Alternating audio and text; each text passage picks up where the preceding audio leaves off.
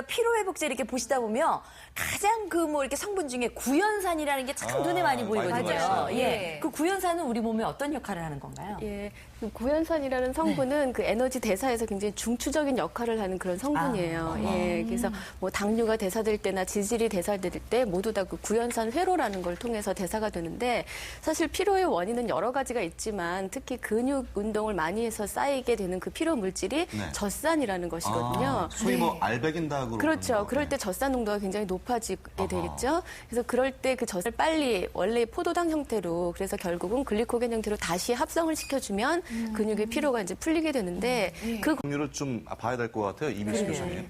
여기 뭐 식초 종류가 굉장히 다양하게 나와 있는데요. 되게 많아요. 크게 이제 만드는 방법에 따라서는 크게 두 가지로 나눌 수 있습니다. 한 가지는 합성 식초, 또 뭐 화학 식초라고도 하고 또 한 가지는 양조 식초, 즉 미생물을 이용해서 발효시킨 식초를 말을 하죠. 근데 지금 이제 가장 그 대표적으로 일반적으로 사용되고 있는 것은 대부분 양조 식초입니다.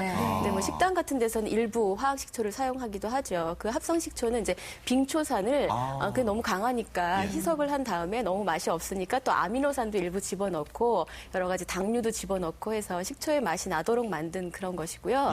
가정에서 많이 사용하시는 이제 양조 식초는 당분이 있는 모든 것을 다 발효시키면 만들어질 수가 있거든요. 여기서 곡물로도 만들고 또 과실 가지고도 여러 가지 만들 수 있죠. 그래서 이제 과일 가지고 만든 것 중에서는 대표적인 두 가지가 이제 사과 식초하고 포도 식초 들 수 있는데 아까 선생님 그 발사믹 식초 가지고 요리하셨잖아요. 발사믹 식초가 이제 포도주를 다시 발효시켜서 만든 게 이제 발사믹 식초거든요. 그래서 포도가 많이 나는 나라에서는 포도 식초를 많이 먹고요. 사과를 많이 재배하는 곳에서는 또 사과 식초를 먹고 우리나라를 비롯해서 이제 동남아시아는 모두 다 쌀을 주식으로 하는 나라들이잖아요. 그래서 쌀 또는 현미를 발효시킨 현미 식초, 즉 곡물 식초를 많이 먹고 있죠. 선택을 하실 때는 사실 뭐 요리하실 때는 무침 같은 거, 나물 무침 같은 거 하실 때는 그 농도가 너무 묽어지면 안 되기 때문에 그럴 때는 이제 뒤에 보면 산도 표시가 됐어요. 산도가 조금 더 높은 거, 한 18% 이상 되는 거 하시면 나물이 이렇게 질척해지지 않고 맛있게 무칠 수 있고요. 또 샐러드 드레싱으로 만드실 때는 약간 산도가 그 다음에 이걸 또 한번 발효시키면 식초가 될 수 있다는 건데 그렇죠. 술이 쉬면 식초가 되는 거예요? 예, 그런 말씀들 많이 하실 거예요. 집에서 술을 담그려고 했는데 의도하지 않게 시큼해졌어요, 얘가. 그 식초가 만들어지기도 하죠. 그럼 술이 쉬었다고 버리잖아요. 그렇죠. 그 식초로 드시면 돼요. 정말요? 알코올 발효를 하는 균하고 또 식초 발효를 하는 균하고 이제 조건이 약간씩 다르기 때문인데 먹이 원료는 똑같아요. 당분을 가지고 만드는 거거든요. 알코올도 그렇고 아세트산도 그렇고 아세트산이 이제 식초에 들어있는 산이에요. 그런데 그걸 만들 때 알코올 발효를 시키시려면 이제 공기를 좀 차단을 시켜주시는 게 좋아요.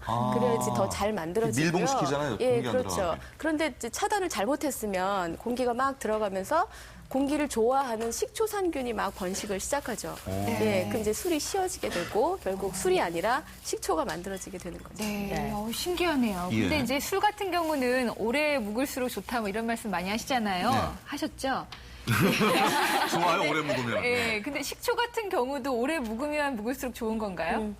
꼭 너무 오래 묵은 게 좋은 건 아닌데요. 이제 만드는 과정 자체가 이렇게 서서히 발효를 시키시게 되면 훨씬 더 아세트산 농도도 높아질 수 있고 또 여기 여러 가지 건강에 좋은 거 아까 마늘도 섞고 에 지금 식초를 넣었잖아요. 이 사이에서 궁합은 잘 맞는 편인가요? 네, 입에 침이 고여서 방송하기가 참 힘들죠. 무슨 일도 그러신가요? 흔히 해산물 중에서 특히 굴 같은 거 드실 때 뭐 찍어 드세요? 저 초고추장 찍어 드시죠. 그게 굉장히 궁합이 잘 맞는 식품들이에요.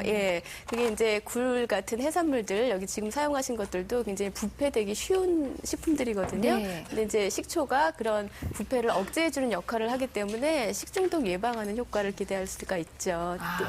또 야채와 함께 드시면 비타민 C가 더 잘 흡수되도록 만들어주기 때문에 저렇게 샐러드 하실 때, 냉채하실 때 식초 많이 사용하시면 좋을 것 같습니다. 해산물하고 식초하고 잘 어울리고 또 음식에 많이 넣어 먹는데 좋은 점이 많기 때문에 넣어서 먹을 거 아니에요, 식초를?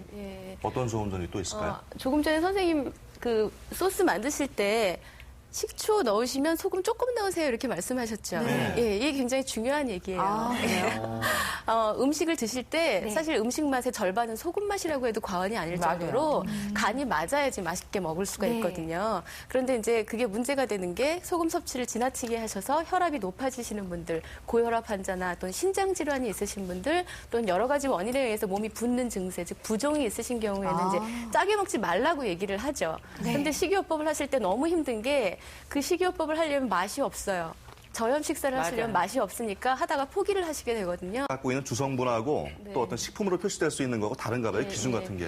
그러니까 식초의 주성분은 분명히 아세트산이에요. 예. 그래서 산이 맞아요. pH를 예. 측정을 해보면 산성식품이에요. 예. 산성으로 나와요. 그 자체 pH는. 그런데 음식을 산성식품, 알칼리성 식품으로 구분하는 기준은 그 안에 얼마나 많은 산을 가지고 있느냐가 아니라 음식을 먹고 난 다음에 우리 혈액이 산성으로 조금 기울어지느냐 아니면 알칼리성으로 조금 기울어지느냐거든요. 몸속에 들어와 봐야 아는 그렇죠. 거군요. 그런데 그 기준은 식품 중에 산이 얼마나 있느냐가 아니라 그 안에 무기질이 어떤 무기질이 있고 얼마나 들어있느냐. 그게 기준이 돼요. 그래서 무기질이 이제 이온 상태로 존재를 하기 때문에 알칼리성으로 만들어져요. 반면에 황이나 다른 무기질이 들어있으면 그것은 우리 몸을 산성으로 만들어주거든요. 그렇기 때문에 이건 분명히 식초는 pH를 측정을 해보면 산성 pH로 나오지만 나중에 식품을 섭취하고 난 다음에 우리 몸은 알칼리성 쪽으로 기울어지게 만들어서 식품 분류상 할 때는 알칼리성 식품이다 이렇게 얘기를 하죠.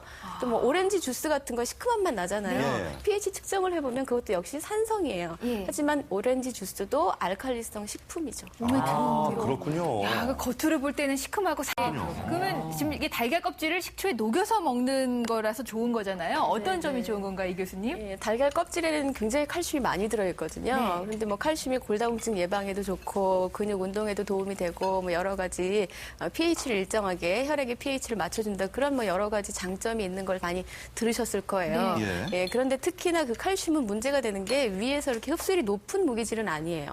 흡수율이 높지 않다는 건 이제 먹어도 별로 효과가 없다는 거죠. 그래서 이왕이면 흡수율을 높이기 위해서는 좀 산이 강한 거랑 같이 먹어주면 좋겠거든요. 그래서 그 식초에 들어있는 아세트산이나 또 여러 가지 유기산, 구연산 같은 것들이 칼슘의 흡수를 촉진시켜주기 때문에 같이 드시게 되면 더 장점이 있다 볼 수 있죠. 달걀 껍질에 칼슘이 그렇게 많으면 아예 그럼 갈아가지고 이렇게 껍질만 먹으면 안 되나요? 그쵸, 너무 아깝죠. 껍질 네. 버리기도. 예. 맞아요. 그런데 그렇게 해서 드시면 흡수가 잘 안 돼요. 예. 지금 이 딱딱하니까. 식초에 녹여 있는 상태라서 이온 상태로 칼슘이 녹아 있거든요. 그래서 훨씬 더 흡수가 잘 되는 거고요. 이 안에 그냥, 그 식초의 좋은 점과 만들어 봤고요. 네. 그리고 나서 이제 시간 관계상 하나는 못 볼 것 같은데 선생님 초콩을 올린 두부전도 상당히 좋을 것 같아요. 예, 그래서 지금 이렇게 한번 만들어 보시면 좋을 것 같습니다. 셔서 못 드시는 분들은 이렇게 전에 양념 올리면 전에 되는 거죠? 드시면 기름기도 없어지고. 네, 아주 초콩 두부죠. 좋습니다. 근데 초콩을 갖다가 여자분들이 또 다이어트 때문에 많이 드신다는 얘기 들었는데 살 빼는데 효과가 있을까요? 뭐 드실 거 다 드시고 초콩만 드시면 효과가 있는 건 아니고요. 예. 근데 이제 아세트산 그 식초의 성분이 지방 대사를 좀 활발하게 도와주는 역할을 해요. 네, 그리고 지방이 축적되지 않도록 해주는 역할이 좀 일부 있기